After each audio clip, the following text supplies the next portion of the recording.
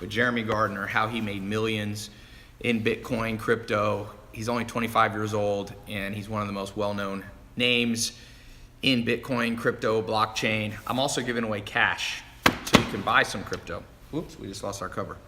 And I'm gonna give away an iPad mini. So let's do the official opening.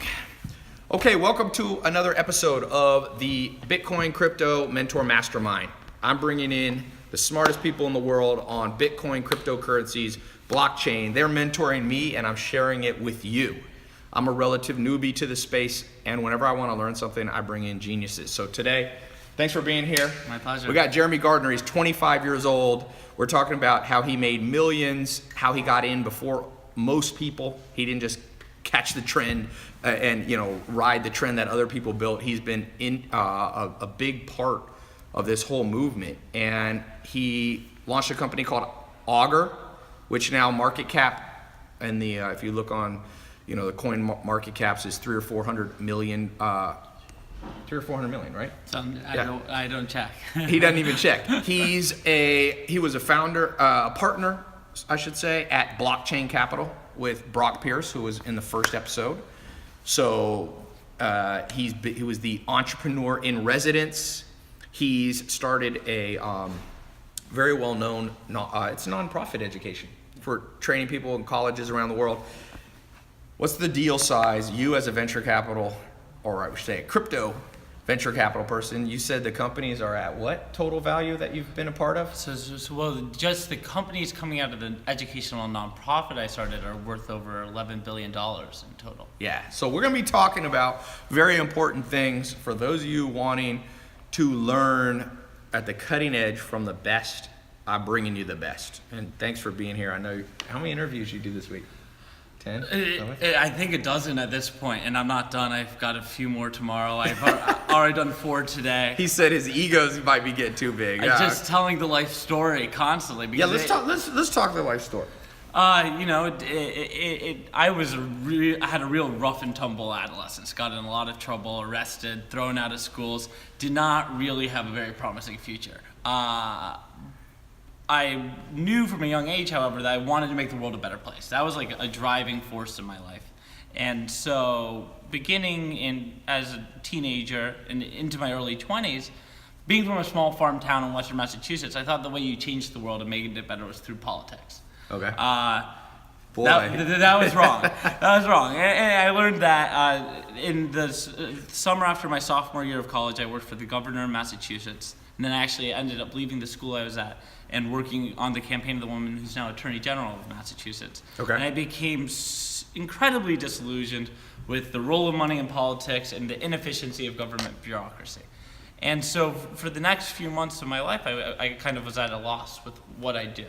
And I had first seen Bitcoin in 2011. It was in that's early. Yeah, super early. It was in Rolling Stone. I read about the Silk Road, this like black market, Amazon.com. I thought the Silk Road component was interesting, but Bitcoin just seemed stupid and hard to use.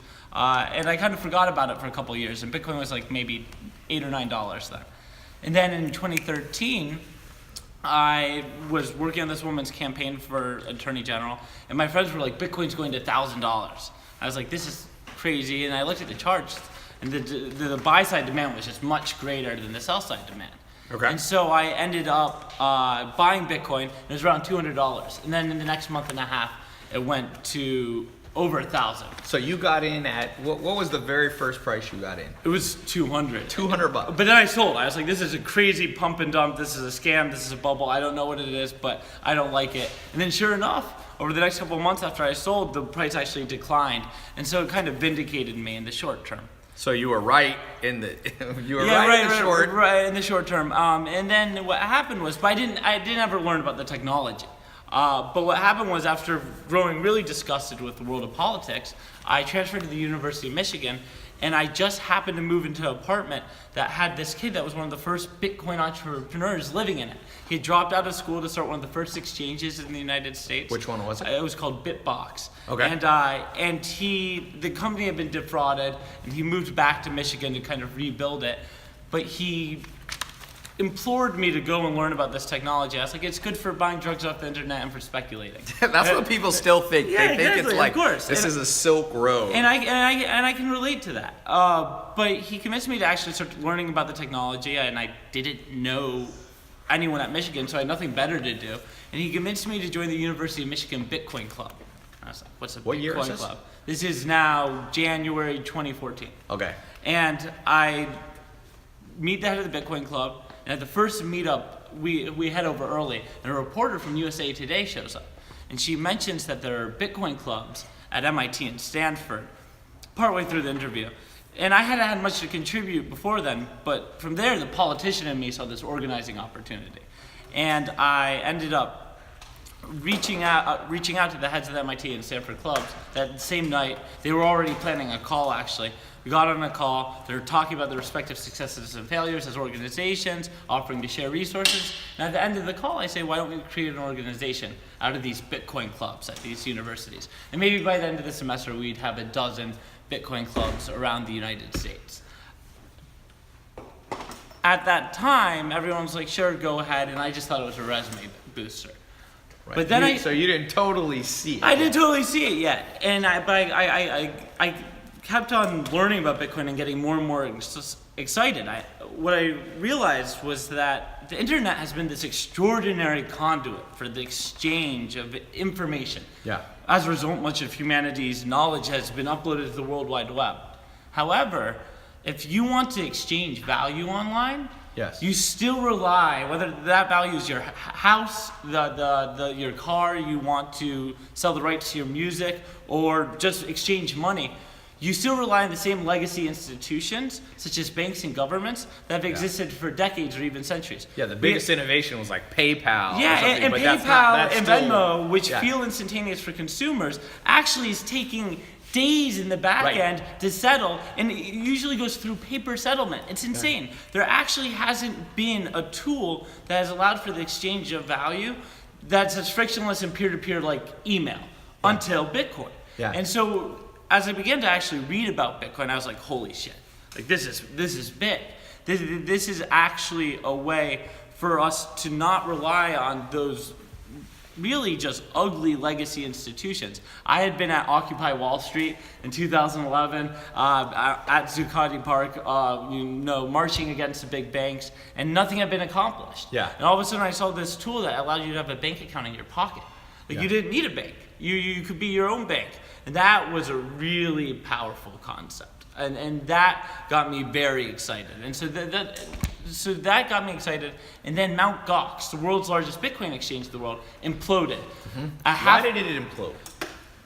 We don't know yet. I'd say it was What's your extreme. guess? There was negligence. There was hacking. There will probably be a good movie made about it. It'll be. I just had Jordan Belfort, Wolf of Wall Street here. Is Yeah. it gonna be a Wolf of Bitcoin? Well, for sure. There's a lot of Bitcoin movies that are going to be made. But $500 million of Bitcoin was lost. And at that time, that was more than 5% of all Bitcoin in circulation. Where did it go? It's just locked? It's lost? I think it was stolen compromised. I'm not very sure. But fortunately, it brought a huge amount of press attention to Bitcoin, more than it had ever had before, and it drew a lot of young people to the technology, not for an investment opportunity. Obviously, it was probably not the best investment opportunity at that time, but as a technology, it was very powerful to a lot of young people, and thus my nonprofit ended up taking off. Instead of having just a few Bitcoin clubs around the United States by the end of the semester, within 3 months we had over 100 chapters, 20 plus countries, every habitable continent. And it was growing. I got a lot of press, and then through my nonprofit, I met a young 18-year-old brilliant computer scientist who would go on to become my co-founder of Augur. Of Augur. Yeah. So let's talk about Augur for a second. What do people need to know? What does Augur do? It was an ICO, right? Yeah, we had an ICO. What year was it? 2015. So it's one of the first ICOs have gotten First bigger utility now. token ever. Just so you know, ICO, you have IPOs, which is in the old world, or the modern world, is an initial public offering, like Snapchat was an IPO, Snapchat, Apple, all Facebook. that. ICO is an initial coin offering. Sure. So it's not an exchange. It doesn't go on the New York Stock Exchange. It doesn't go on NASDAQ. And basically, you've created your own token, which is called the Augur token, or coin. Rep, sorry. and it was utility. The utility was what you did there at Augur. There's security tokens and utility tokens. And then there are protocol tokens like Bitcoin or Ether. Right. And yours is utility. Yes. So yours was the first utility ICO? It was, and in my view, it's probably one of only 5 true utility tokens. Right. Some people are trying to pass them as utility tokens. And they're really all securities. So what are the 5 utility, in your opinion, that you think are strongly, could be argued, are full utility? So there's Augur, the prediction market token. There's 0x. It's a liquidity token for decentralized exchanges. There's Funfair, which is a decentralized casino. Allows you to open state channels, which are kind of like off-chain transactions. And then I actually like Sense, Sensei Crystal Rose's community currency, where it really makes sense because it's a developer incentivization platform and tool. And then, I'd be hard-pressed to name a 5th that I truly love. The utility of most of these ICO tokens is just non-existent. And that's why potentially the US government is going after them and saying, wait, this is a security token. People are buying these for the goal of trading them and increasing value. Yeah, people are investing in them only with the interest of getting a greater financial return, not actually to use the token. Yes. But I actually went on a bit of a rant on Twitter yesterday about this because I think security-based tokens are actually a really great idea. Imagine if you create a software platform and every bit of revenue that software platform generates is early investors get a portion of. Yes. That makes a ton of sense. Yes. And that's like totally straightforward. So instead of Facebook only making Mark Zuckerberg rich and the initial co-founders, now it's public, but most of the money, I mean, you look at Apple, mostly owned by Jeff Bezos is the largest shareholder. But imagine if you were an early user of Facebook like I was, and in 2006 you were like, this is a great platform. Yes. I'd love to buy $1,000 worth of shares in this platform. If I had bought it at the valuation Facebook was worth at 2006, I'd be a multimillionaire from that $1,000 investment alone. And that's the concept behind ICOs. The problem is that too many entrepreneurs are trying to force themselves into a box of utility. Because they want to bypass security. When really they should be a security. But what we need to do is work with the legislators. We already have the blockchain caucus in Congress, and go and work with them to create laws that are more realistic in the age of blockchain technology. Yeah. So I'm going to come back to your story, but I want to answer. We're going live, and I'm seeing different questions, and I want to answer a few of the live questions. We're getting hundreds of questions actually, but somebody said, "Do you think Bitcoin is about to crash?" Look, this is a story I love to give these days. Bitcoin and all crypto assets can be in a bubble and undervalued at the same time, and I'll give you a story to illustrate. Back when Bitcoin was $1 or $2, I know a gentleman that got really excited about the technology. This was long before I ever heard of Bitcoin. But he was really excited about it, and he started to gather money so he could invest. And he wanted to invest like $10,000 when it was $1 or $2. And then all of a sudden, Bitcoin went through its first price rally, and it went up to $30. And he's like, shit, I have to invest right now. So he invested pretty much all the money he had at $30. Jeez. And then guess what happened? The price crashed down to $2. And he looked like an idiot. Yeah. To every one of his friends, they're like, you bought into this stupid token bubble, like you're an idiot, it's a Ponzi scheme. And he was like suicidal. I mean, when it goes down that much, like you're just in a state of despair. I mean, there was no point in even selling because it had gone down so much in value. And so he held. And he held until today. Yes.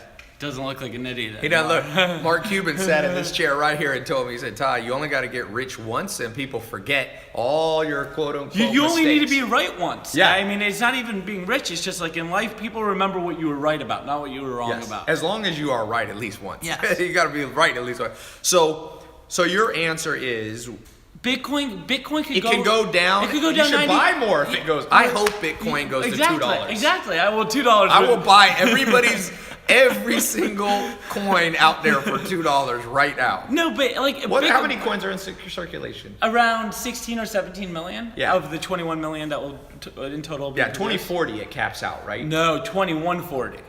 2140. It gets the I was only circulation 100 years off. It's pretty close. But only a century off. This is a point. Bitcoin and crypto assets can go down 90% tomorrow, and they'll still be higher than their all-time high less than a year ago. Yes. And then assuming that they realize the potential that I believe that they have, they will be worth, the ones that are actually good will be worth exponentially more than they are today. Okay, let's talk. And by the way, I just posted a tweet. If you're not following me on Twitter, tylopez.com/Twitter. By the way, I've got a foundational class. It's called the Bitcoin Crypto Mastermind. If you go to tylopez.com/Bitcoin podcast, go to that link. You can get access. It's a paid program. I'm trying to give as much as I can away for free. And then I've got a paid program too for those of you who want to go through a 2-month in-depth, kind of more dedicated program. So tylopez.com/Bitcoin podcast. Jeremy, there was a question here on, there's a lot of other There's coins a lot of questions. besides Bitcoin, but one of the ones that I liked, somebody's talking about Ripple. Let's talk about Ripple. So Oh, Ripple, baby. we're gonna have a talk on Ripple. So just so you guys know, the largest coins that you hear about the news talking about is basically Bitcoin and Ethereum. Those are the two biggest market cap. But there's a lot of other ones. There's Bitcoin Cash, and there's Litecoin's been in the news a lot. I want to talk about Ripple, Sure. which has pretty much been holding. It hasn't been Like moving. 20 to 25 cents Yeah, for it's like been- 9 months. But now there's been some changes. Oh, baby. What do you see? What do you think? And then we're going to switch to Litecoin conversation. Okay. I don't have much to say about Litecoin, but Ripple's an interesting one because it's one of the only centralized cryptocurrencies, if you will. It's not even a blockchain. It's more like a chain of ledgers. But what it is it's a tool that's being used by banks in theory to help overcome the problem of sending large amounts of money in between financial institutions. Mm-hmm. And it's a really strong team, one of the strongest teams in the industry. The technology side of it. The technology and the executive team, and just they're really well run. They're run a lot like a bank. Who are they? It's a bunch of folks. One of the founders was Jed McCaleb, who founded Mt. Gox. He Yes. then went on to fork Ripple and turn it into Stellar. But Stellar's another one Yeah, to talk Brad about. Garlinghouse was the CEO of AOL, and he's the CEO now. So Strong team. really strong team, and they've got a niche. They've got banks. Yes. Banks. Do they have any actual clients yet? Hundreds. Hundreds. Yeah, Okay. hundreds. So names that we know. Yeah, they've got partnerships with so many major banks, and And a lot of them are still trying to implement it. It's not like fully implemented. But in Japan, though, 70% of all consumer bank accounts touch the Ripple network. Yeah. So it's actually in deployment, especially in Japan. So it's a very real technology. People have questions about the token. I bought the token 2 years ago or a year and a half ago when I realized the price per token was like 0.002 cents. And now it's at 30. Yeah, and it's at 85 cents. 85. Yeah, it was holding at 30. Yeah, I think so it was last all- week it was at 30. 25 cents. Yeah, it just Yeah. has shot up. It's almost tripled in what the last. Yeah, it's now only been like it's a couple driven. days. It's driven a lot by sentiment. I could never predict the price of XRP. It's very hard to do, but it's one of those things that I've held. I'm probably going to go rebalance tonight because I think the price has gone up so much. I don't think any. So explain to people, newbies, when you say rebalance, it's Sure. very similar. You know, I was in the conventional stock market, Yeah. and rebalancing is where one of your assets gets inflated in value, and you don't want, now it represents a larger portion of your portfolio than you want, so you want to sell it. So you will sell potentially. Yeah, it's actually the only token I've ever rebalanced, and I consistently do it because it's one of those things where it's a centralized company. There's a lot of dangers in having a centralized company issuing a cryptocurrency, and I think the fact that a startup in San Francisco that's worth a few $1 billion has its own cryptocurrency that's worth $70 billion. Yes. It's kind of insane.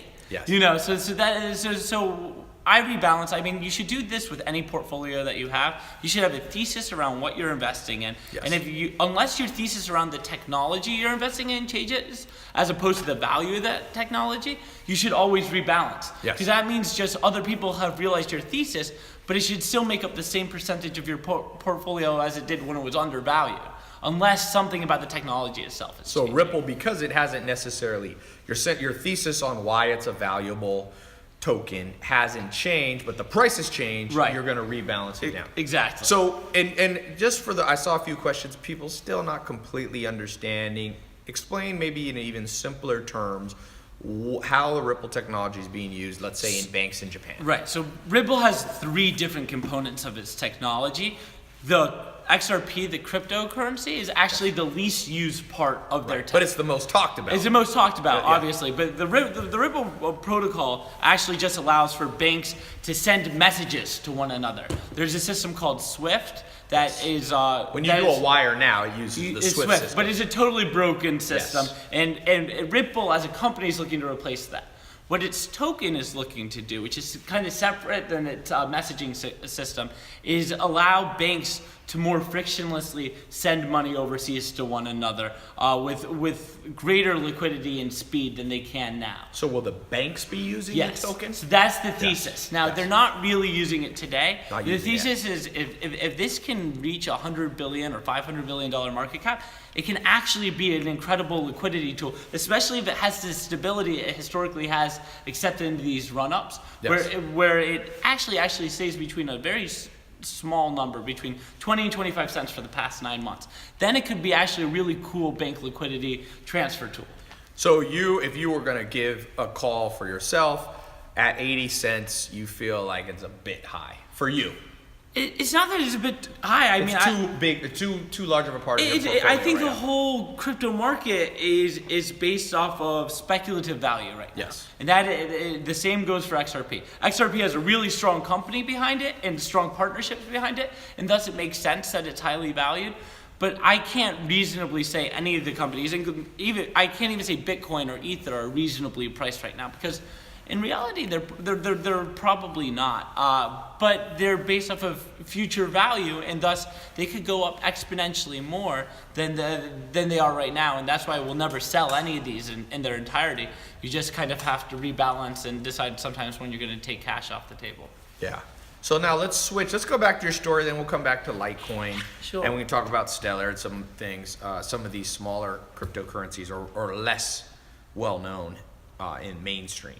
Crypto people know about them, but mainstream doesn't. The media hasn't caught up. So going back to your story, how did it feel to make a ton of money?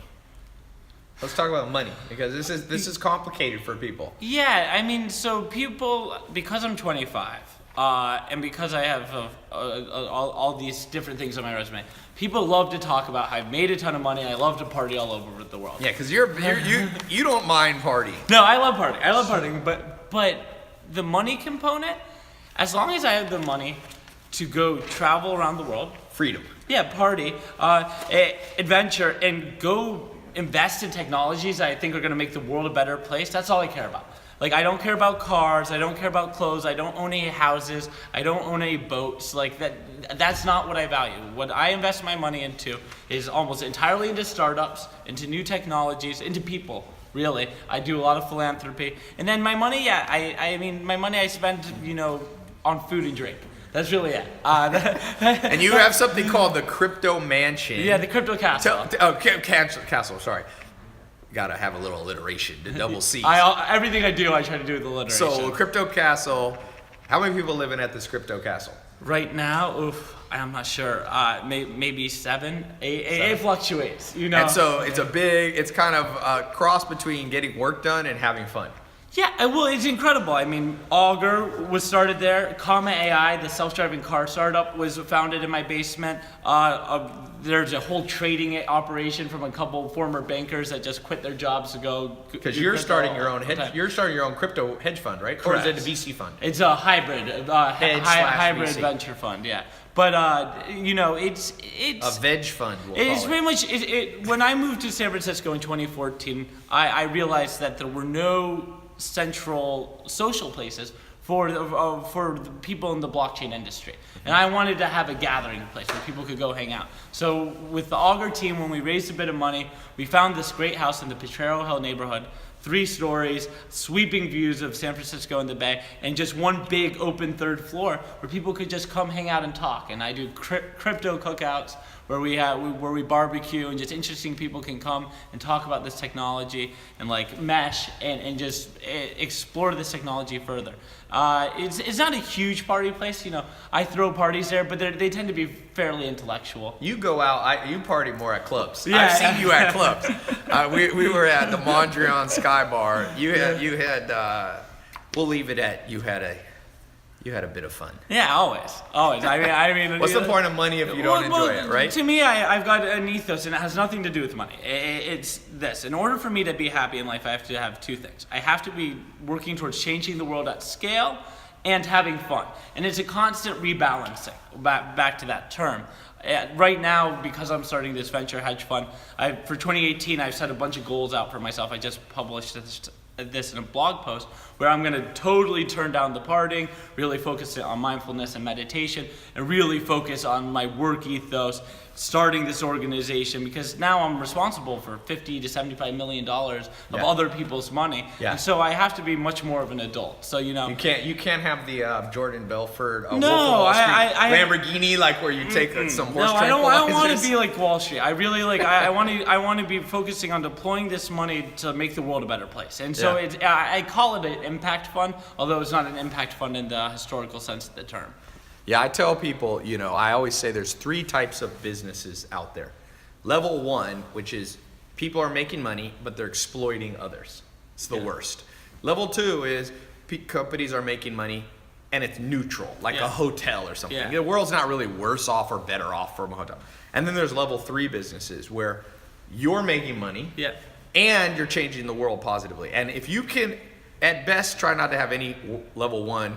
Once in a while, you'll be in a level 2, but if you can hit that level 3 business... Well, you're talking about a basic biology here. Now, I failed bio, so I may be getting this wrong. Right. But level 1 is parasitic relationships. Yes, where one is taking, and they're not giving. Then I forget what the one in the middle is, and then there's symbiotic, where everyone wins. And I only go for symbiotic relationships. I really only try to invest in symbiotic technology. Yes. Even Ripple, which helps banks, actually makes banks more transparent and honest, which is a social good. Yeah. All right. Let's see. Somebody give me 1/4 of a Bitcoin. Oh man, I've got this thing on my Snapchat now. I call it #DMs to Jeremy, and it's on my Twitter, it's on my Instagram, it's on my Facebook. People just asking for money in the craziest ways. Yeah. One of the things you guys, everybody have to learn. Me and you, I think, are similar. We weren't born into money, and one of the things you'll have to learn, if you, for example, like Jeremy's made millions in cryptocurrency. We're not even going to say how much, but he's made more than $1. And when you don't come from money, same with me, all of a sudden you have to learn how to negotiate the world differently, because people are like, hey, because everybody goes, well, why can't you just give me 25 grand? You're like, if I gave it to everybody, I'd give away $100 million and God knows where it would go. So. I got given some advice when I was younger. It's like, every loan you'll give is charity. And personal loans don't exist. Do not expect it to get paid back. And after getting taught that lesson and making some money, I made a few loans to my friends, and guess what? I've never. Oh yeah, I gave a guy, first time I had money, I gave an old friend $42,000 to redo his house, flip it, and he was gonna split the profit with me. No. I've made exactly 0 cents back. I wrote that off a long time. Somebody just wrote. Twitter always has the kind of the best and the worst people. So here is a skeptic. He said, but talking to you, Jeremy, are you just a paper millionaire because you haven't necessarily sold? So it's not paper, it's liquid. I can spend my crypto. I can literally call an OTC desk right now and sell millions of dollars worth of crypto. But do you make it a practice as part of your investment overall strategy to move some of the profits into fiat currencies, US dollars? I'm really irresponsible. So I do it. You said you're really irresponsible. Enough. So I'm just so bullish on this thesis. If crypto goes down 90 cents, 90%, I'm totally fine. Right. And so I just need enough money to live, to pay my rent. My rent's super cheap. I don't have many expenses in my life. So no, I'm in the asset class I think will perform the best. Although the one place where I do cash out of crypto is I invest in startups a lot. I'm an angel investor. Yeah. So I actively invest in startups that won't necessarily take Bitcoin, although I've been getting them too sometimes, and I'll cash out for that. But for the most part, I have enough money in the bank to pay my credit card bills, to have a fun life, but 95% of my wealth is almost. So you're a true user of blockchain. Well, the real thing is I can take out maybe 10-15%, but if you have a rally like you've had this year, it just goes way back up again. Yeah. It ends up becoming so much of your portfolio because this asset class is appreciating so quickly. Yeah. So somebody asked, is it too late? Is it too late to buy it? No, over it's 15,000. the same bubble story. It's like if you take a longitudinal view, look long term and say, this technology, and this is why you have to learn about this technology before you invest in it.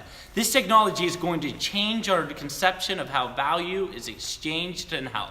And if you come to that conclusion, which I have, and many people have, it's why the value has gone up so much. It doesn't matter if crypto goes down, if Bitcoin goes down 90% in the next few weeks, months, years, because in the long term it will be worth so much more. Yeah. So you never invest in this more than you're willing to lose. I am masochistic financially and willing to lose a lot of money, but you shouldn't, as long as you're not willing to lose the money you invest, just put it into crypto and hold it. Don't even trade. Just hold the cryptos that you really like. Yeah. I am not a trader. I invest in cryptos that I really like. You're more of a value investor. Exactly. There's two schools, There's the George Soros school where he's doing arbitraging and he's made $1 billion in a day in the conventional forex markets, currency markets, and then you got the Warren Buffett's who's like a buy and hold. It's trading versus investing. And you're more of a value investor, not a trader. And to 95% of you out there, you're investors too. Yes. Trading is a skill set, and it's almost entirely at this point algorithmic. If you're not using machine learning and artificial intelligence in your trading, sentiment analysis on social media and in chat groups, you're gonna get burnt at some point. You can trade for a while and then you're gonna make a bad trade. Algorithmic trading is almost the only way to be a trader. You should only be investing on long-term value unless you're gonna dedicate your life to this. So you're seeing some people doing algorithmic trading doing very well? Oh, for sure. Yeah, I mean, fine, but not as well as I did, because at the end of the day, I held, let's say, Ether from 90 cents to... Yeah, you got in, for those of you who want to hear an amazing thing, he got into Ethereum. After the ICO, months after... At 90 cents, you said? Yeah, it was what is it at today? It's 700 and something. 700. So just to put that in perspective... For months, Ethereum was live and trading, and it just wasn't being valued. But I was having conversations, I was building companies on top of this technology, and I realized, if this technology is successful, it's going to be worth way more. The way you put in every 15 grand you're a millionaire. Oh, well, if you put in $1,000, you'd be a millionaire. $1,000, yeah. And I have friends. I had friends that I told to buy Ether. I don't give trading advice anymore, but I did it with that one. And I told my friends to buy Ether. Bitcoin was at 300. I told them to buy into Bitcoin too. And I had my friends that bought $1,000 worth of Ether. Those that didn't trade made over. It's one thing to buy low, but to keep it. That's what's some really people hard. Sold when it got to. I mean, a lot of people were selling. And there's nothing. And good on you. If you have a a mortgage to pay, you have debt to pay off, you have children's tuition. Like that should be your focus. But if you're like a 25-year-old like me, just hold. Yeah. Just hold. Unless something goes wrong with the technology, just hold it. That's how you'll realize all the value. A lot of people asking about IOTA. Oof. Let's go. Give it to us. Give us the real deal. So I'm going to be honest. So I said over $11 billion worth of startups has come out of my nonprofit. To be honest, $10 billion is because one of the co-founders of IOTA was part of my nonprofit, Dom Schneider. Really smart kid. I got offered, I'm pretty sure, to invest at a $500,000 valuation. And what's that IOTA today? It's at like $10 billion. You missed that one. Everybody misses some. And yes, don't knock yourself over misses. It happens to the best of us. I started getting asked about IOTA a ton recently, partially due to the run-up, I believe. And I started asking my cryptographer, computer science friends, because once I started doing a deep dive on a new crypto, I don't have the technical chops to really know whether it's good or not. And so I started asking people, and I heard red flags from everyone. Okay. Everyone sent me red flags. They said what type of red flags? So the big one was, this happened a while ago. The cryptography is all open source. So Bitcoin's cryptography, Litecoin, they use SHA-256, SHA-3, different hashing algorithms. These guys tried to roll their own cryptography for IOTA, which is something that's totally unconventional. You don't do in crypto. It's something that should be totally peer-reviewed. It's very academic, usually comes out of MIT. And these guys try to create their own cryptographic algorithm for securing the IOTA network, their Tangle network, I believe. And apparently there were some massive flaws in this. And it showed a level of arrogance and immaturity in the team that really alarmed a lot of people. And Dom, the student I have, who I really adore, I think he's 20, 21. And look, IOTA is... We got 20-year-olds in this game being worth Yeah, I mean, 100 million plus. Vitalik, the creator of Ethereum, Yeah. was 19 when he invented it. So, and Joey, my co-founder, was 18 when we dropped out of school together. So, you know, it actually is not. He had just turned 19. But the reality is that, you know, this technology can be very nascent.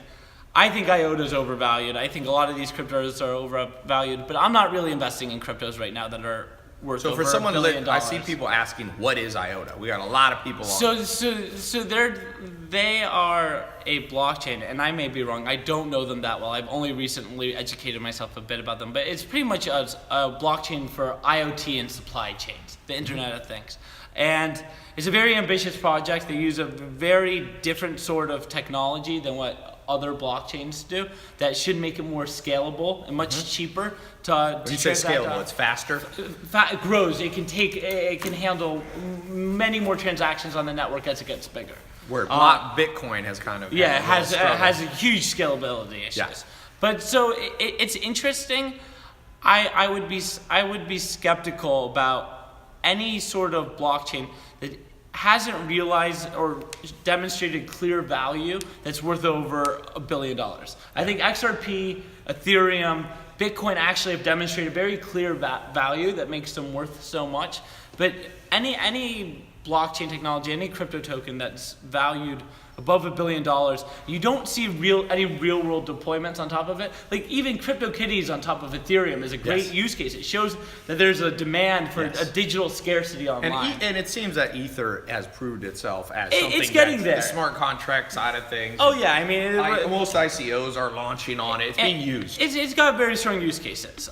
So you know, just be hesitant. I don't give trading advice, but I don't own IOTA. I'd like to see them develop further, hear some good reviews from computer scientists, and then I don't know. So let's do a speed round here because people are asking. There's a lot of coins out there. There's literally 1,000 plus besides the one you heard about.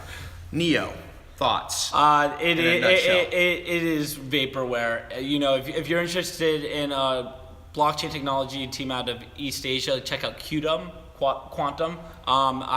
You like that more? I'm very biased. I was the only American angel in their pre-sale, and now they're worth over $1 billion. And Neo, to explain what Neo is, real quick. Neo tends to be the Chinese Ethereum, pretty much. Whereas Quantum actually has some real technological innovation. They take the Ethereum virtual machine, they pair it with the Bitcoin UTXO transaction style, and they use proof of stake for consensus. It's a cool technology. The team is incredibly strong.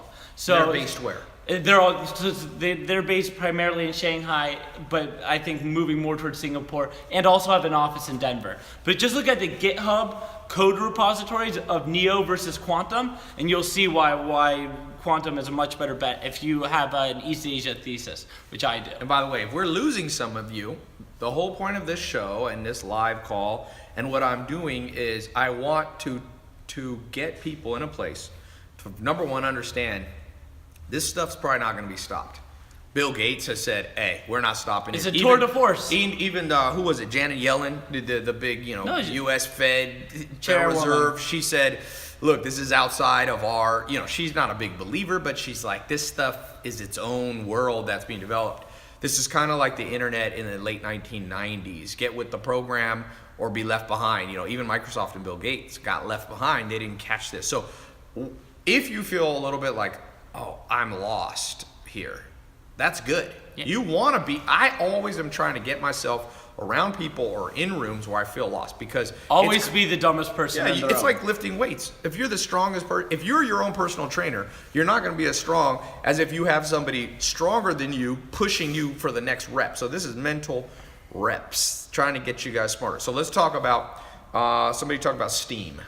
Steam's interesting. They're one of those first strong use cases for proof of stake, which doesn't require mining like in the Bitcoin network, which is much less energy intensive. It's interesting. I don't like these social network plays really. So just so you guys know, Steam is kind of like a Reddit. Yeah, decentralized Reddit. Blockchain Reddit. I'm just not bullish on that. I think information is meant to be free. I don't think people are going to want to pay for information. I think. Although net neutrality, we should talk about Well, that. what do you think about the net neutrality? Just came out today. It was crazy. Getting repealed. I mean, it's crazy. Good or bad? Is it as big a deal as you think people are making of it? So It's the I've end got of the like world? super liberal, progressive parents in Western Massachusetts. They're freaking out. They're like, the internet is over. It's like, you guys weren't even on the internet until after me. Like, And by the way, let it be over, because the blockchain, if you talk to like Brock, your partner at Blockchain Yeah. Capital, he says the internet is an intermediary step. Like we had like TV and conventional kind of communication, phones, modems, faxes, and then the internet was stage 2, and he says the blockchain will replace everything. yeah, I think it will underline almost all value exchange in the world. But even thinks websites, Right. like Steam is an example Yes. of this. So what's really the only upside I see to net neutrality is that it will be a catalyst for innovation in this Yes. Web 3.0. It'll speed up blockchain. More people working in the internet industry, especially at the infrastructural level, will be like, well, there's not much we can do with what we have now. Let's move to blockchain technology. That's an upside, but I mean, I'm very upset about what happened. Somebody talked about Salt. I'm going to have one of the co-founders of Salt here on the show. He's trying to jump in here. But that's a whole, Salt, what do you think? Salt has a use case. For what it's someone being like me, used- if you have large gains in crypto and you want to not Get some cash cash out, without some liquidity. You loan them your crypto and they loan you cash. Yes. And if the price of crypto goes up, Yes. they give you the full value of your crypto. But if it goes down, then you have to pay more. Yes. So it's A little dangerous. bit, it's like margined a little- not really margined. It's a fairly risky financial instrument. If you made enough money in crypto, it makes sense to use. I don't know what the tax implications are. I have some people say that it can help you avoid Yeah, you should be triggering able, your 'cause gains event. Yeah, because loans, look, Apple, this is what Apple does. If you guys, because I'll give you you've been giving me a lot of amazing mentorship in the world of crypto. And you know a lot about business, but in the business world, a company like Apple sets up offshore in a country like Ireland, where taxes is 10%. They are keeping, I think, over 100 billion. Yeah, hordes of And money. what they do not repatriate to the U.S., where they'll have to pay taxes. They go to a bank in the U.S. They say, we got 100 billion in Ireland or more. Give us 100 billion. We'll secure it dollar for dollar with our Irish money. We'll put it in escrow so that money's locked. And so then banks go, okay, well, you got 100 billion you can secure with in Ireland. Well, here's 100 billion dollars as a loan. Loans not only are not income, so you don't have to pay any tax on it, but then the interest they pay is tax deductible. So something like Salt theoretically could have that potential argument to the IRS that, hey, you want your money. Now, if you only are making $100 in crypto, you're probably not going to use Salt. No, they're not going to loan you with $30. It's for people that are cash poor like me, Yeah. and don't want to sell their crypto. So let's talk about the chain. So you have Bitcoin and you have ETH. And let's talk about something like EOS, which is, Blockchain Capital, you being a partner, Brock Pierce. Yeah, EOS is going to be involved with What do you my think? fund. What it's going to be involved in your Yeah. fund? What do you think? Is this thing going to replace the other, chains like ETH, or is it going to just be used for other things like Visa All right. like quote unquote Visa? So you asked me at the right time, because Brock, being one of my closest business partners, he went and co-founded EOS. And I I'm was like, drinking your water, by the way. That's fine. Sorry. I have no issue with terms. He was a co-founder of this technology, and I was super skeptical. I was like, this delegated proof of stake thing, where there are 21 validators in the network and validating transactions instead of thousands, like in Ethereum or Bitcoin. And I was just very skeptical of the technology. And I'm close friends with most of the founding team, and I spend a lot of time with them, and they kept on trying to pitch me, and I just wasn't convinced. And then one day I had this realization about EOS. And it was that, look at Bitcoin. Right now while there are thousands of miners around the world, they're all consolidated into 5 mining pools. North Korea is a big one, by the way. Yeah, and so it's actually not that decentralized, but it's censorship resistant. Is that you can't like just go and attack all the miners at once. Ethereum's the same way, except that it only has 3 major mining pools. However, once again, because the miners are all around the world, there's no way... The U.S. government can't just crack down on all. You can't take them out. Now, EOS, with 21 validators, in theory is actually more decentralized than Ethereum or Bitcoin, but it's less censorship resistant. Yes. Because at the end of the day, if a large federal agency out of the United States or another major government or some like supervillain organization like Scepter or something decides to go take all those people hostage, then all of a sudden the 21 people is not censorship resistant. That being said, I'd say less than 70% of all applications that I think are really valid to be built on top of blockchains actually require censorship resistance. So money, Bitcoin, that requires censorship resistance. You want nobody to be able to exert influence over money. Augur, which is decentralized betting, prediction making, that's something that's going to piss off a lot of governments and large financial institutions. That's by the way one of his startups. And so that needs to be on top of Ethereum. And there will be a handful. Augur's built on top of Ethereum. Yeah. And so there will be a handful of applications that need high levels of censorship resistance. But I'd say anything in supply chain, enterprise level applications, government level applications of blockchain technology, EOS is actually a really strong use case because it Where do you see it being used? What's the practical like example? supply chains, digital identity, things like what else is a good any sort of governance application. It's very fast too. Yes, it's super fast and it's super scalable, so it can hold payment networks. I mean, that's what I say. Like, the big thing that people argue, the critics, is, well, people still using their Visa card. This is, if you look at how you spend money now, especially in the United States and most Western countries, it's going on cards.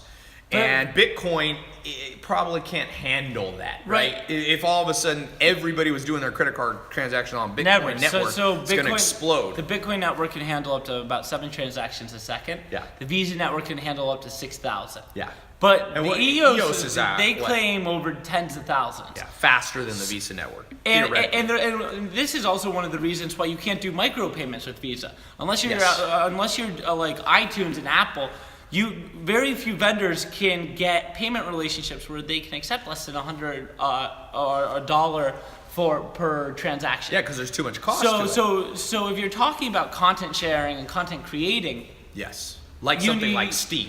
Yeah, you actually need a much more scalable infrastructure for payments than even Visa has. Bitcoin is not that solution. So do you think something like Steam in the future would be built on EOS? Yeah, I mean, it's the same founder. Dan Larimer created both. But faster than Ethereum? Yes, but less censorship resistant. Yeah. Yeah. But Ethereum will go to proof of stake, but proof of stake still won't be as fast as delegated proof of stake, which is what EOS has. Yeah, so proof of stake, basically Bitcoin is not proof of stake. No, it's proof of work. So and proof of work. That's why you have miners. Yeah, so it requires all these like supercomputers all around the world. Proof of stake is less computationally intensive. Anybody that owns Ether, for example, could stake their Ether, which allows for the validation of transactions. But still, every staker in the network still has to validate a transaction, which means thousands of computers have to validate every single transaction in the network, and that's just not scalable. So let's talk about this. I want to go through. You good to keep talking? I can talk for days. I'm literally in interview mode, man. I mean, that's good. You guys are getting lucky. Jeremy Gardner, for those of you coming in late, he is. This is gonna need. No. It's gonna need a charge. Oh, gotcha. Jeremy Gardner, he is 25 years old. He's made millions, and he's being conservative here on the show. He's made a ton of money with crypto. He has been in it, got into the Ether under $1. He's a partner, and now he's switching to his own fund, but in blockchain capital, which is really the biggest and most well-known. First guys to invest in blockchain technology. Blockchain technology with Brock Pierce, who was also on my show. you guys are watching the live version. For those of you listening later, we'll have it on YouTube and Facebook and on my new blockchain podcast. It's the Ty Lopez Bitcoin. It's already, I don't know if you saw it, shot to number 10 in the world of all podcasts. Oh, I'm sure. And now everyone wants to learn about Bitcoin. Yeah, it's number 2 in business, last I checked today. So make sure you subscribe to that, because this is stuff you are learning from the smartest people in the world. And the whole idea here is I'm a relative newbie to the world of crypto. I mean, I've been watching it for a while, but I've been around the game of money for quite a long time, over a decade. And whenever I want to learn something, I believe in mentors. So I go out and find people, and so today's mentor that's being shared with you is Jeremy, and he built Augur, which is a couple $100 million market cap on the company, a prediction kind of betting tool built on the blockchain. And we've had, Brock Pierce, we had William on, one of the top traders. He built the trading desk for Science, the crypto trading desk. And if you want to learn even I managed Will as a DJ when he was in college. Really? Yeah, we went to college together. Yeah, and I was his manager. That's funny. And so for those of you who want to go a little more in-depth, then we can even go on the show, because we're not going to go for days and days. I've got a 60-day program. You go to tylopez.com/Bitcoin podcast, and it'll take you, and you can enter. It's a paid program. Isn't that the URL? tylopez.com/Bitcoin podcast? Yeah. So let's talk about exchanges and wallets. This is a big thing, and I think one of the things, I was reading an article or a note, I think it was from either Vitalik or Vinny Lingam or one of these guys, and they were talking about one of the problems now why banks more money's in the conventional banking world. It's very simple, whereas wallets are complicated for people, and people are having to learn these new things like private keys, and oh my gosh, I store it in cold storage and hot wallet. It's very confusing for people. To be your own bank, which you're allowed to kind of do with crypto, is scary to people. Mm-hmm. So what do you think, for people new in the game, let's talk about your initial purchase of some of this cryptocurrency, whether it be the big ones, Bitcoin, Litecoin, Ethereum, or the alternative coins. We've talked about Stellar, and we've talked about Ripple and stuff. Where do you recommend people start buying? Do they buy? Coinbase is the biggest. Yeah. What others do you like? If you're in the U.S., Coinbase is really your best option. I mean, unless you're comfortable with a traditional financial exchange and that trading interface, Coinbase has GDAX, which is GDAX. Like that. Kraken, I think you can buy it from now, and there's Gemini out of New York. That's those three you like the best. Well, no. So those are good for exchange interfaces. Yes. If you just want a simple buy-sell interface, Coinbase is the best.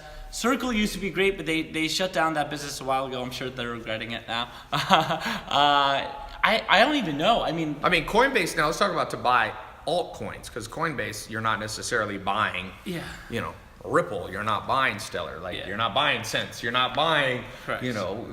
So where do you recommend people buy for the alternatives? So first of all, don't keep your money on the exchange if you're comfortable securing it yourself. There's a massive amount of exchange risk. These exchanges get hacked, and Bitcoin is crypto is like cash. It's not like a stock. It's not like a wire. It's not like a credit card charge.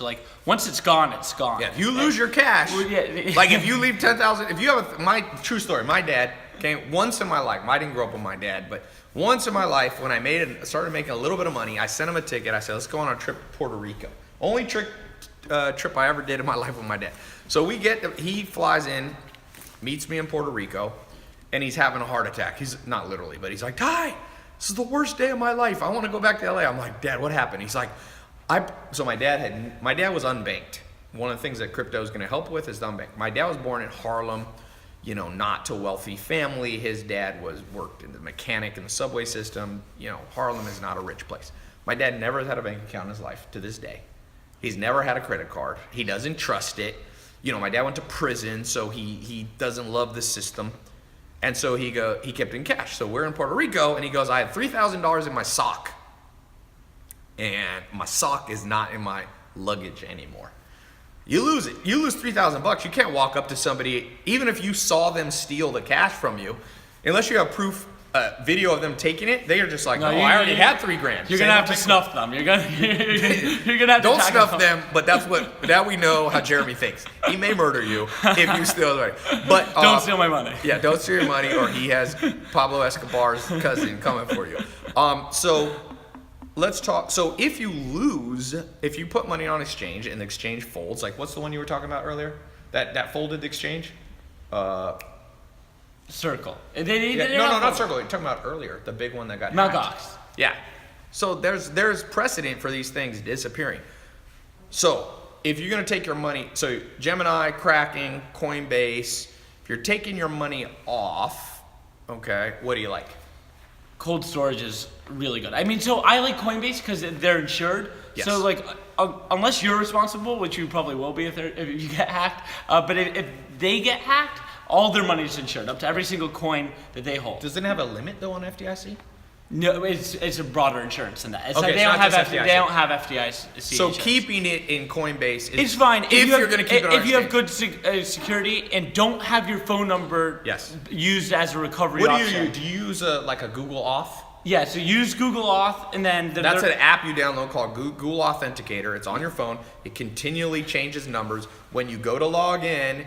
That way, if somebody stole your password, they would need your phone. Yes. So don't let your phone be stolen, by the way. Yeah, and it's same with your email addresses. They should not have a recovery number that's associated with your public phone number.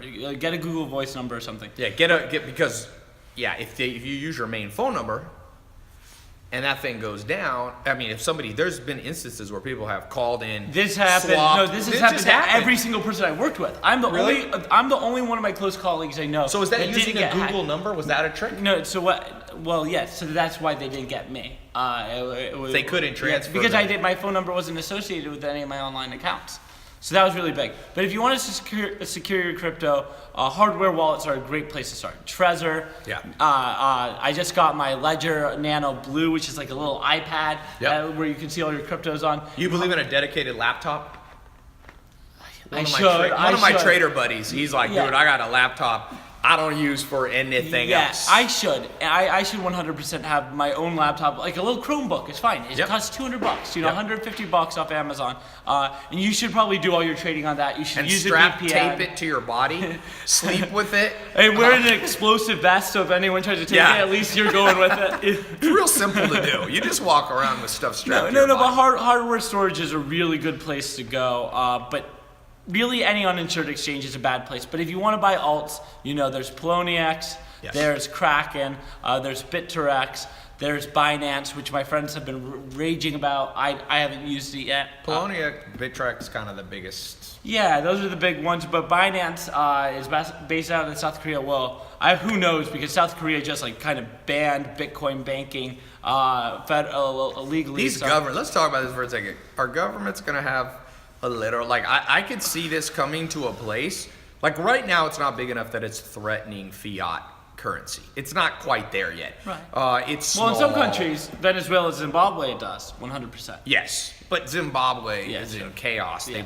Well, So is Venezuela. yes, Venezuela, but it's still, Venezuela is even this massive Yeah. dictatorship. But Venezuela's kind of embraced it with their own coin, Petro coin. Oh, or that's something. crazy. Who knows what that God, is? I don't recommend buying anything put together by Don't the buy Venezuelan don't buy government. government issued It's called a cryptocurrency. dictator coin. Yeah. Who wants a Joseph Stalin coin?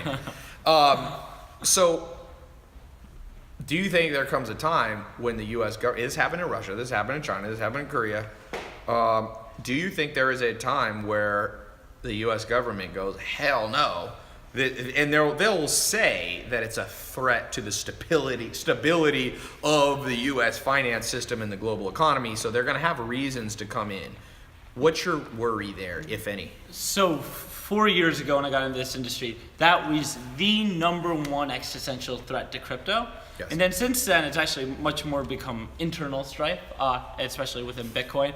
But now moving forward to today, after having suffered so many hacks, so much bad PR, so many bad things have happened in crypto, I'm now actually convinced once again that probably the largest real long-term threat to crypto assets are probably state actors, primarily the United States. That being said, Usually you don't hear it that way. Usually state actors is like bad actors. No, it's really just the United States, and I'm pretty sure that's not a real threat. We've done such an incredible job as an industry going and being proactive with legislators, with regulators. We have our own caucus in Congress, the Blockchain Caucus. I've met with many of those senators and House representatives, and they get it. And there aren't really any true enemies of crypto. Now, what I think will happen is that eventually, just like what's happening in China and Russia, where they're creating their state-issued, distributed ledger-based cryptocurrencies, but that will be stable and obviously issued by the government. I think we'll probably see that in the U.S. Janet Yellen said that they had... That was yesterday or a couple days ago. Well, yeah, a little while ago, Janet Yellen repeatedly actually said that the government had to explore a blockchain or distributed ledger-based dollar. But that's much, much different than a cryptocurrency. Yeah. Cryptocurrencies are totally public, auditable. Usually they're floating. These are state issued and are actually much scarier than the currencies that we have today because they are they're like big brother coins. Yes. Because with the Bitcoin blockchain, you have a publicly auditable history of every single transaction that's ever occurred. But with U.S.-backed cryptocurrency, they know who's making every transaction, what you're transacting, a level of detail that is not currently available in conventional cryptos. Just remember this. If you could go back in history, a time machine, year by year back, and listen to the predictions that were made each year, predictions are somewhat of a fool's game. And when you meet people, this is why it kind of pisses me off. What was the big banker, Jamie Dimon. Jamie Dimon. These people making these definitive claims are just idiots. Yeah, now he's probably not an idiot. He probably has some. Jamie Dimon's very smart. Yeah, but he has some underlying. He's protecting his own interests. Yeah, but that's still bullshit. Yeah, I don't like but that. look, he has a publicly traded company. He has to maintain shareholder value. Yeah, but just shut up about it. If you don't lie. Don't be like, oh. I mean, but you look at and he's backtracked. He's like, oh, maybe. He goes back and forth. Don't listen to bankers and their opinion on Bitcoin unless they like it, and then you can listen to them. No, but don't listen. Hey, this is one thing I like Charlie Munger, a business partner of Warren Buffett, billionaires. They said, beware of extreme ideologies. When you meet people who say, a Bitcoin will be at 1 million tomorrow, buy today, they're probably wrong. It's too extreme of an ideology. When you meet people who say, oh, Bitcoin will crash and this is the next tulip mania, which people don't know what tulip mania. First of all, tulip mania in the 1700s, tulips had very little utility. It wasn't storable. It didn't have finite number of circulation like Bitcoin. It's not a good analogy.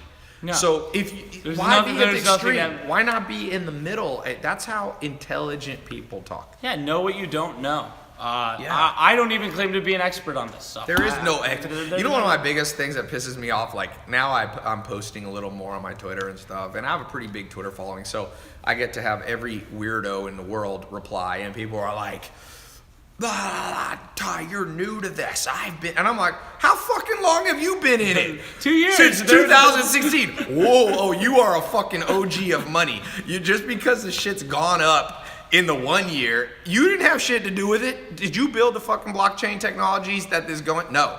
You read 3 blog posts, 2 Reddits, and 1 Steam article, and you are now the expert and mad at me for coming in. And one guy admitted, at least he was intellectually honest. He's like, well, I'm kind of salty because I was in it before you. And I'm like, this is not some hipster bullshit where, the hipster stereotype is like, I heard of this band first. Well, fuck you. I heard of it second. 2 is bigger than 1. Well, 2, it's Metcalfe's law. It's the power of the network is greater with every additional participant in the network. We want more people. The more people that buy, the higher the price goes. Yeah. And the more we win because people are too stupid to think that. It's not a competition. This is not. And the whole technology is decentralizing money. To decentralize money, you need the world decentralized doesn't mean 17 people in their basement know about it. And just because you know the name of this, I'm going to start challenging everybody who's a hater and says they're an expert. I'm going to be like, okay, show me lines of code you're writing on a blockchain technology. And if you really are writing code and you are like a foundational, fundamental person in this world then you are a true expert. But I push back. But those people are too. Well, I'll push back because you're probably an expert in one blockchain. You probably know Bitcoin That's really right. well. You don't know Ethereum. Yes. You don't know anything about XRP. You don't know anything about any Tezos, Filecoin. Like you can only focus on one thing, and thus none of us are experts. We're all constantly learning. The whole point is we're trying to not have centralized experts. That's like the banking You shouldn't system. rely on experts. I mean, that's the Yeah. whole idea of Augur. It's instead of relying on one person, you have thousands of people putting It's their money. crowdsourced decision making. Yeah, you have thousands of Collaborative intelligence is the technical word. people for putting it. their money where their mouth is. I hate talking heads because they're never willing to put money down on what they're saying. It doesn't matter. Oh yeah. You have to put your money Think down. about sports. You get these people like I like basketball, and you get these people like, oh, the Lonzo Ball's a bust, or Brandon Ingram of the Lakers a bust. I'm like, and then when they're not a bust, take Brandon Ingram. All of a sudden, those same talking heads are like, I love Brandon Ingram. I'm like, dude, it's not how the game goes. Predictions are for fools. You can only play statistical odds. You can say, for example, when I look at Lonzo Ball, or when I look at Brandon Ingram, or when I look at LeBron, I'm not seeing the statistics backing up, but who knows, maybe it'll change. That's how intelligent people talk. Like even I was listening to how you talked about, let's say, IOTA or Steam, which you're not necessarily super bullish on, but you're like, look, I don't know a ton about them. For me personally, I'm not buying them. You know what I mean? And that's how smart people talk. So be very careful, especially in this game. Early adopters are often great people and are often weirdos. And total freaks. God, I go to some crypto events and I'm like, this will not become widespread if these are the spokespeople, because people might be worried that these are axe murderers. Some of them are axe murderers. Like, Yeah, and then we're all weird in our own way. I'm not trying to disparage Look at what's anybody. happening on Hollywood. There are a lot of predators out there, freaks. There's good people and bad people everywhere. There's early adopters that are good. My point is, simply being an early adopter doesn't give you some special entitlement to be more able to talk about this than anyone else. The earlier someone got into crypto, the stupider they were, because the probability of this shit working out was so low back then. It's just like I was stupid for dropping out of college and going all in. I went against the odds. Yes. If I wanted to create a statistical analysis of how I'd be successful in life, dropping out of school and creating crazy decentralized application was not the way to do it. But it worked. It worked. So you laugh last. But I'm not here like making fun of anyone for not being in crypto when I got in. I made a choice because I was so philosophically driven to what I was doing, but it was not because I wanted to be better than anyone else. Yeah. You should never do anything to be better than other people. No, you should. That's intrinsic motivation versus extrinsic. You want to be intrinsically motivated. Like there's something you want to do. You're not going, I want to be better than somebody else. But look, we all have our flaws. I got plenty of them. I'm not trying to judge anybody. I'm just saying, remember this. This is a game where anybody's going to be able to get in. You're going to have kids. Anybody that gets into crypto now and puts in a fairly diverse portfolio of really strong crypto assets that are generally accepted as not being scams or being well thought out, you're going to do well. You just have to forget about it, put in some cold storage, throw it in the safe or a bank deposit box, wherever you feel it will be secure, and just let it sit there. And some of you will become traders. Like, one thing Brock told me is like, look, Brock is the worst trader in the world. I'll tell you. But he says for him, he's a value hold. But he said, if you have the skill of trading, yes, this can be traded. If you don't have the skill of trading, don't trade. But if you don't know quantitative analytics and you don't know machine learning, once again, I'd argue that you probably shouldn't trade. Yes. I don't believe in technical analysis. I don't believe that's a real thing. I believe that what you can do in a bear market, trading makes sense. When the price of cryptos aren't moving that much, you'll make more money trading. But in a bull market like today, just hold the good technology and it goes up so much, you actually will lose out by trading.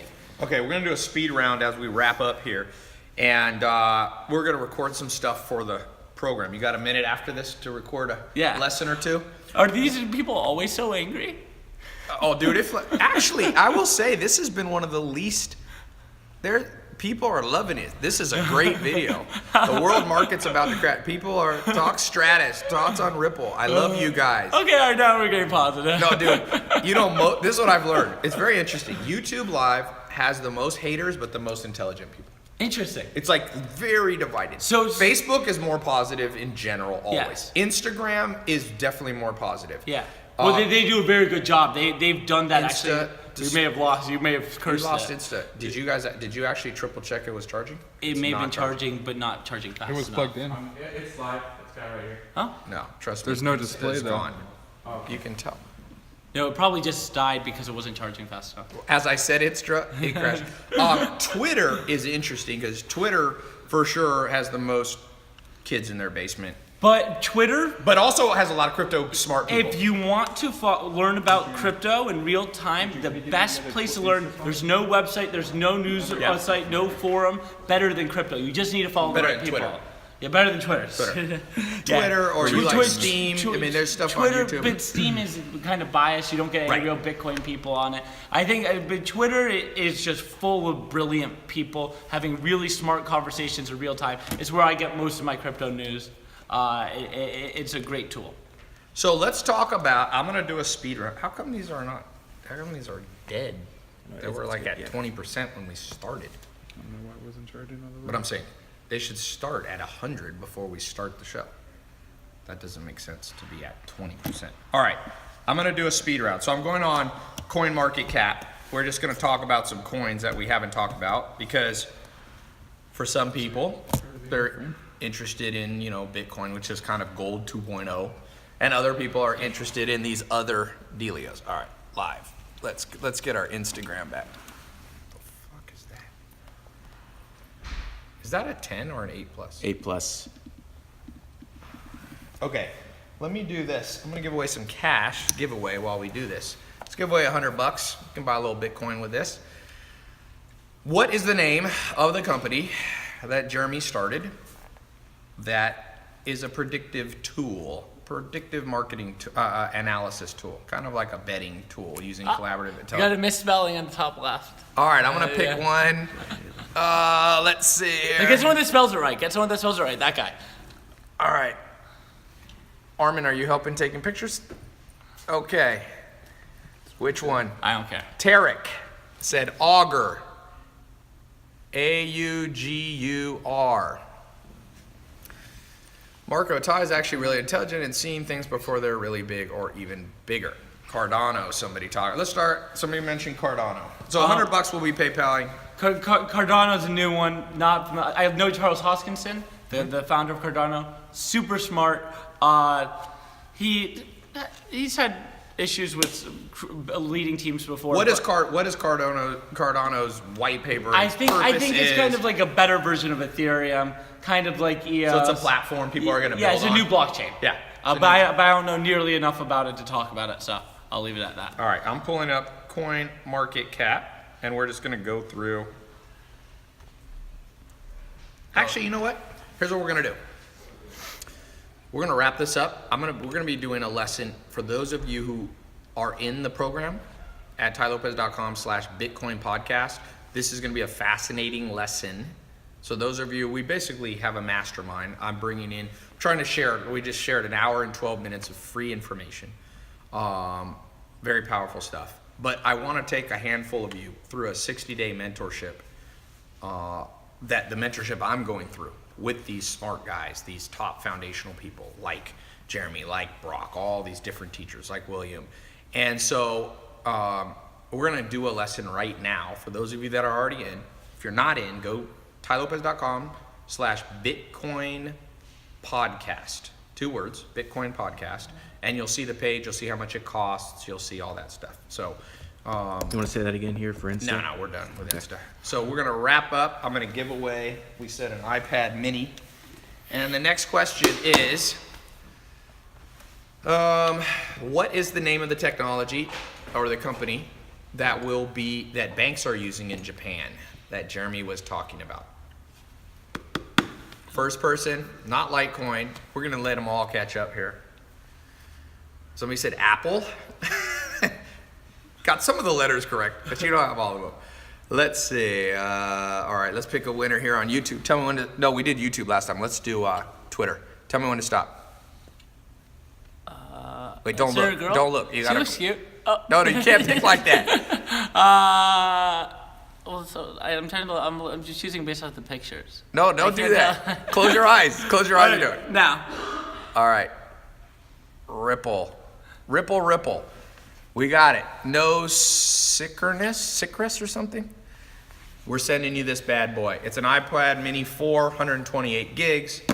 Thank you. If you live too far away to ship it, we'll send you the money. But if you're in the U.S. Send them the Bitcoin. We'll send you the big. We'll send it in. We'll send it in. What should we send it in? Ripple. Ripple, yeah, it's trading now. All right. Thank you so much. Make sure you go subscribe to my podcast. That's another thing you want to be. If you just go to iTunes, it's tylopez.com/Bitcoin show.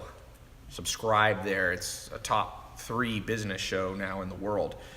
And you can listen to more free stuff. If you want to go through the 60-day mentorship, tylopez.com/Bitcoin podcast. That'll redirect you to the exact same place. We're going to record a badass lesson. We're going through the coinmarketcap.com, and we're just talking about other coins and Jeremy's expert opinion. We're going to talk about the ones you're an expert in. We'll skip the ones you're not an expert in. And you'll be learning a lot, because never invest in what you don't understand, period. No matter how much money your friend says you can make.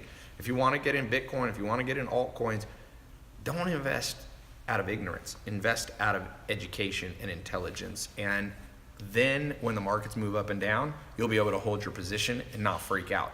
When you're just buying because your buddy said, or because it was in, it's on some Forbes article that you saw online, you don't have enough, you don't know what you're doing enough to hold the line, and you make money. He bought ETH at 90 cents, and you held the line on it. Yeah. And it's at 700. 700. Do the math on that. That's insane. Basically, every dollar turned into $700. So let's just say those of you like Jeremy, if you had put $10,000 in and you multiply it times 700, you'd have $7 million today, assuming you sold. Oh, hell. Oh, it sold today. Sold today. Don't do that, though. But you can also rebalance. You can rebalance some into you cash. You can pull $2 million and keep $5 million in coin there you and go. let the thing go and have $2 million and one thing that Brock told me, he's diversified into real estate too. Yeah. So that's a hard asset that if crypto falls to crap, he still owns Yeah, a crap we've load done a of few estate. real estate deals. Yeah. Startups, too. Fun. All right, we're headed over. You guys are missing out if you're not at tylopez.com/Bitcoin podcast. Get in the program. See you in a minute. Okay.